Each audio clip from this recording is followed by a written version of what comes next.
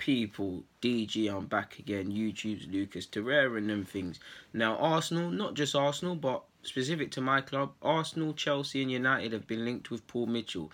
Now, if that name sounds familiar, I mean, it's Paul Mitchell, no disrespect to him. That sounds like a pretty generic name to me, and yeah, it sounds familiar to me, but if you're a key in someone that knows about recruitment and scouting and all of these sort of things, then the former player Paul Mitchell is someone you're aware of. I believe he's done great work at Southampton. I definitely know he did alright at Spurs and MK Dons. He's obviously at Leipzig right now, and such is his reputation and his results, mainly credited for Dele Alli or in regards to that at Spurs, and several others. You can Google it and look at his stuff. But he is someone that, if he's linked with Arsenal, and I'm assuming it's in regards to our technical director role, or if not word for word, something along them lines, then I'm all up for it. First and foremost, the one thing before anything that buzzes for me is his youth. Forgive me if I'm wrong, but he's in his early 30s. Now, if you look at that in football, of course, that's a graveyard. But in the grand scheme of things, as a technical director and things like that, that's an asset. It could potentially be a shortcoming because the older you get, the more you kind of got to set down roots. He's young enough to, like he's already done, gone to Germany, been at several clubs at different levels in England. Who knows, he might want to do something in Spain or Italy.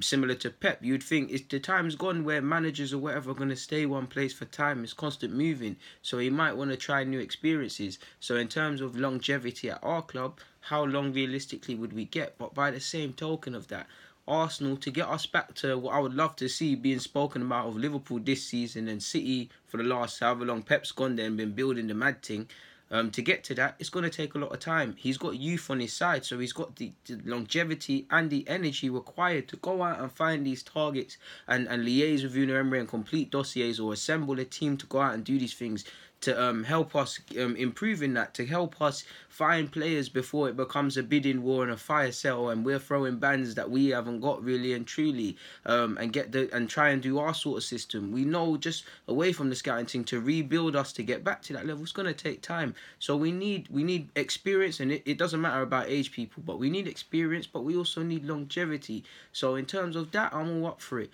Of course, let's get down to the bread and butter. His results speak for themselves, and the clubs he's been at speak for themselves. Allegedly, Leipzig want to give him a new deal until 2025, and that will tie him down for a while, you'd like to think, but his results speak for themselves. The work he's done at several clubs and the context he's probably built up via doing that makes this a no-brainer for me. The issue becomes is, because as I actually know bias, think Arsenal would be a lovely option for him, forgetting his Spurs obviously connections. But the only issue is that there's several other good clubs you could potentially go to. Manchester United would be a fantastic proposition if I put myself in his shoes, because they've chased you for a while. If they've been chasing you for a time, because they've always been linked with him, that shows you they really want you. If they really want you, they're more likely to bend to what you want to say and shape things the way you want to shape things and give you a stronger foothold. The challenge of bringing United back to being spoken in the same breath of Madrid and Barca and all of these sort of clubs, great opportunity. Chelsea's a bit political, no bias, but I think Chelsea, I wouldn't say it's the least attractive. They're all equally attractive people in my opinion, but maybe the politics could put him off, or in regards to what's going on with what Chelsea fans have to say about their owner and things like that of recent in regards to investment. How true, I don't know, because they spent 70 odd on a keeper and it didn't bang, but 70 odd on Morata.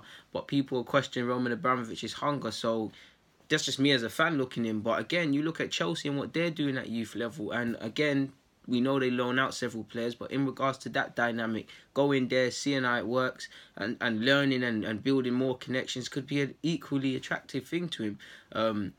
So yeah, we'll see what happens, but I think it's a good option, especially with Mislintat. And I have to do another vid about this, or I think I have gone off to Stuttgart to advance and develop his career. Then it'd be, as Mislintat did, then this would be a welcome addition, man.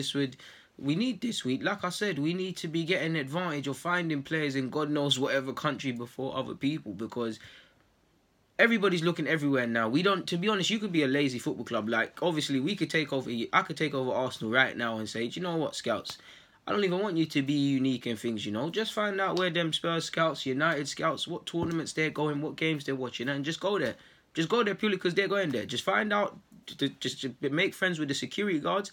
Spitting free game here, people. Security guards, dinner ladies, referees. Speak with the same people they're speaking with and see what's going on.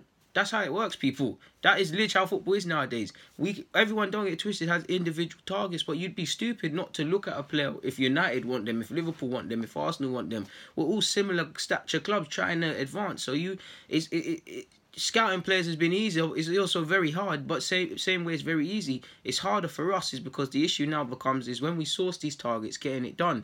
Arsenal have never had an issue finding targets, but for one reason or another, at times deals that are supposed to happen don't get completed. So we'll need to improve in that. So the earlier we can source players, in the better in regards to negotiations and having a stronger foothold. Then if it becomes a fire war, bidding war, and people just have to throw money and make more lucrative offers to get I's dotted and T's crossed. But we'll see, man. I'm all up for it, but we'll have to see if it's more than mere paper speculation. For what it's worth, Ornstein was quite vocal on Monchi and players like not players, directors or people coming of that nature. He's even commented on Overmars. I haven't seen him, forgive me if I'm wrong, speak about Paul Mitchell yet. So we'll see how this one develops. I don't know how credible the links are, but yeah, if nothing more, it's made decent conversation, people. And on that note, you know what, we'll do that for another vid. So on that note, people, Deluded, I'm out. Thank you for watching and supporting.